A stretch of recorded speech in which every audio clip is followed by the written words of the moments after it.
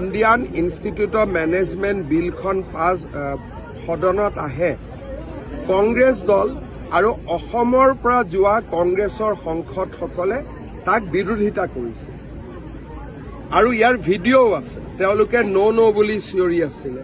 গতিকে অসমৰ ৰাইজে এই ঘটনাবোৰ নিজেই চাই আছে যে নিজৰ ৰাজ্যত এখন ইণ্ডিয়ান ইনষ্টিটিউট অফ মেনেজমেণ্ট আহিব, তাকো তেওঁলোকে বিৰোধিতা কৰে। গতিকে কংগ্ৰেছ যে অসম বিৰোধী তাক তেওঁলোকে নিজেই বাৰে বাৰে প্ৰমাণ কৰি থাকে। আমি প্ৰমাণ দিয়াৰ দৰকাৰে নাই। ছেমি কণ্ডাক্টৰৰ সময়ত মল্লিকাৰ্জুন খাৰ্গে লৰাই বিৰোধিতা কৰিছিল।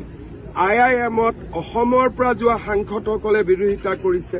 গতিকে এখেতসকলৰ বিষয়ে অসমৰ ৰাইজে বুজি পায় আৰু সেইকাৰণে মই ভাবোঁ যে অসমৰ ৰাইজে তেওঁলোকক যোগ্য উত্তৰ দি আহিছে আৰু দি যাব।